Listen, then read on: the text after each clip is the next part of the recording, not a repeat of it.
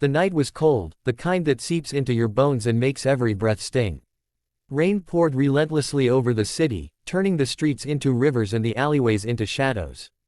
Under a broken piece of cardboard leaned a young girl named Emma, her clothes soaked through, clutching an old backpack as if it were her last treasure. She had been homeless for months now, surviving on scraps, sleeping wherever she could find a dry corner, and dreaming of a tomorrow that never seemed to come. Just as she was about to curl up and close her eyes, she heard it, a faint whimpering from across the alley. At first, she thought it was just the wind, but then it came again, a soft, desperate cry for help.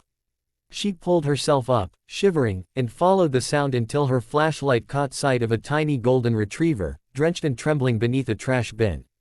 Its fur was matted with mud, its eyes wide with fear. "Oh, you poor thing," Emma whispered, kneeling beside the animal. Her hands were freezing, but she didn't hesitate. She took off her old jacket and wrapped it around the dog.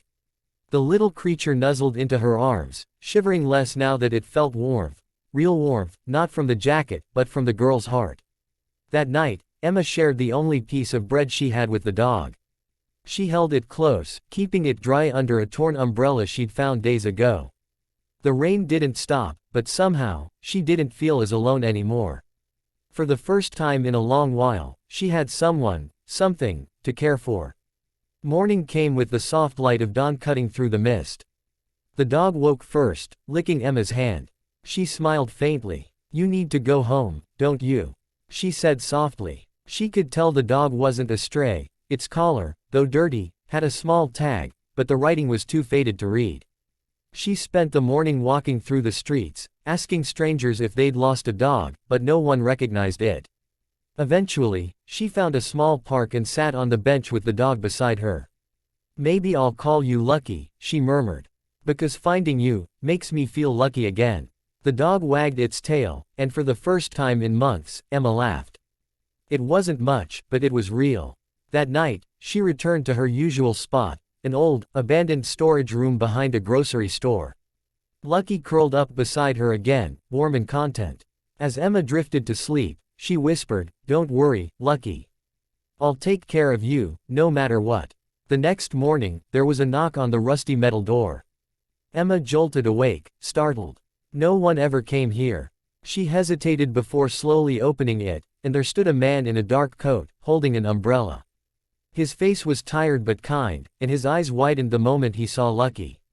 "Lucky," he said with relief, dropping to his knees as the dog barked joyfully and ran into his arms. Emma stood frozen, unsure what to do. The man looked up at her, noticing her worn clothes, her trembling hands, and the dark circles under her eyes. "You found him?" he asked. Emma nodded. "He was alone in the rain last night. I couldn't just leave him." The man's expression softened. "I've been searching everywhere for him. He got scared during the storm and ran off. Thank you, you have no idea how much this means to me." She smiled faintly. "He's a good boy. He kept me warm." The man extended his hand. "My name's Daniel. Daniel Hayes." Emma's eyes widened. The name sounded familiar. Daniel Hayes, the CEO of Hayes Industries, one of the largest companies in the city. She'd seen his face once on a billboard while wandering downtown. She shook his hand shyly. "I'm Emma." Daniel looked around the small, broken space she called home. His heart sank. "You live here?" he asked, quietly. Emma nodded. "It's not much, but it's dry." Daniel didn't say anything for a moment. He just looked at her, really looked, and saw not a homeless girl, but someone brave enough to share the last bit of kindness she had left with a lost animal. "I can't just take Lucky and leave like this," he said finally. "You saved him. You deserve better than this." Emma shook her head quickly. "Please, don't feel sorry for me. I'm fine. Just take good care of him, okay?" But Daniel wasn't the kind of man to walk away from what fate placed in front of him. He insisted she come with him, just for breakfast, he said. "You both need a meal," he added with a smile. At first, she refused. But Lucky barked, wagging his tail, as if urging her to go. Eventually, she agreed. He took her to a small cafe, not some fancy place, just a quiet corner where the smell of fresh coffee filled the air. Emma hesitated to sit at first, uncomfortable under the curious stares of others. But Daniel noticed and said gently, "Let them look. They don't know your story, but I do. As she ate, Daniel asked her questions, where she came from, what happened. She told him about how she lost her parents, how she'd tried to survive alone, and how people stopped seeing her as human the moment she became the homeless girl. Her voice trembled, but Daniel listened, every word hitting him harder than the last. When breakfast was over, he looked at her seriously. Emma, I want to offer you something, a job at my company. You're brave, compassionate, and you didn't hesitate to help even when you had nothing. That's the kind of person I want around me. Emma's eyes widened, unsure if she'd heard correctly. You mean, a real job? He nodded. A real one. And a place to stay. No one should have to sleep in the cold. Tears filled her eyes. Why would you do this for me? Daniel smiled softly, patting Lucky's head.